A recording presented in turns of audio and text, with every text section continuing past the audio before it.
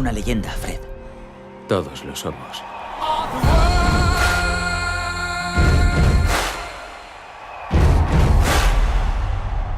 Queen had this problem with Bohemian Rhapsody song because all the critics said that it was a mess and all the audience says it was a masterpiece. Did you feel something similar to it with any of your previous work? Gosh, I don't know. I mean, you have to have the strength of your convictions. I think that's what was so definitive about Queen, particularly in that moment when the critics are giving you a hard time. You got to ignore it actually and just go, no, I believe in what I'm doing. So I think for every job that I do, I try and have that attitude, particularly if you're doing theatre, I think, because you have to go out and carry on performing once the reviews have all come out. So if you listen to your reviews and have to still go out and tell this story every night, it can be very difficult. There's a line in the movie where Freddie looks at one of his cats and he says, "Everyone's a critic." And I mean, if you look at it that way, it can bog you down for the rest of your life. So just got to enjoy the experience, and boy, are we enjoying this one. And you have the opportunity to meet Brian May and Roger Taylor. Do you remember any advice or story about the band? I mean, so much. They were like nothing but supportive, you know. I mean, I had so many. When I met Roger, I was incredibly nervous because, you know, there's a pressure of playing a real life person, you know, and I was worried about, you know, what he was going to think, but he just kind of reassured me like from day one and was just incredibly supportive throughout the entire process. And I had like a million questions. I tried not to like bombard him with the Spanish Inquisition. That was an awful pun, but yeah, he was just incredibly helpful. And I'm just incredibly thankful. Bryan was actually my main source of all things Mary. He was actually the person to introduce Mary to Freddie. So yeah, I kind of was totally led by him and his wife Anita Dobson as well. How generous he was, how kind he was, and you know, he said he was the great diplomat of the band. I think he tried to resolve all the fights as quickly as possible so they could get back to work and make some of the greatest tunes of all time. Yeah, and for me, you know, because John wasn't on set, I really had to lean on Bryan and Roger sort of to give me a little bit more insight that maybe I couldn't get from interviews or from watching concert footage.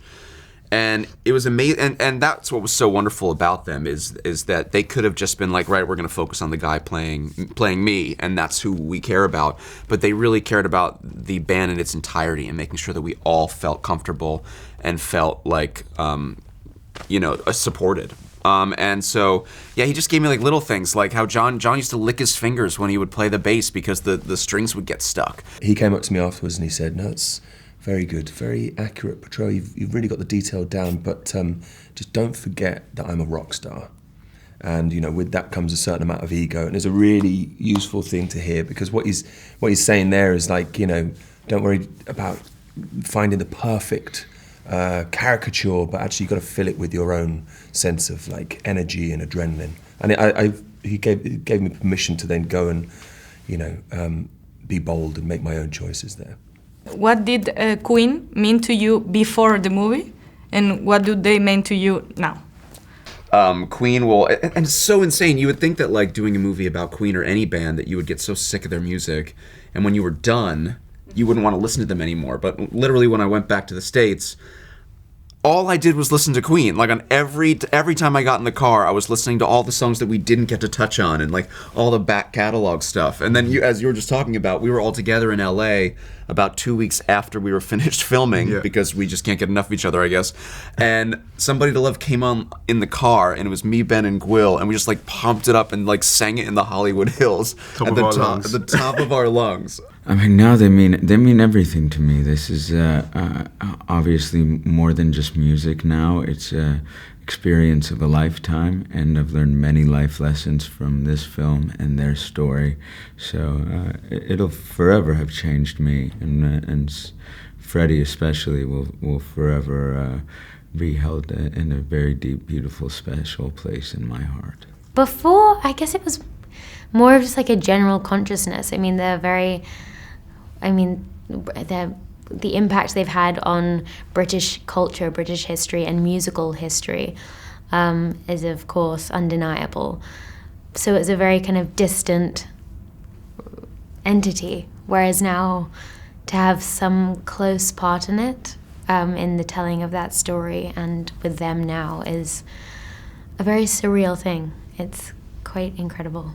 Always a favourite band of mine, but now after listening to their music, I just have such an appreciation of how talented they were as songwriters and as musicians. And like a lot of my favourite songs, like I was saying to you before, like White Queen and Liar, things like that, ones that not necessarily everyone knows. They've got such a range of music of different styles. They really, they're now definitely in my top 5 for sure. Yeah. Yeah, the experience of this film has been really kind of once in a lifetime stuff. And when I watch the film and when I listen to the songs that we include in the film, I have an emotional connection to those, and I remember where we were when we were performing those songs on set. And I remember these amazing people that we shared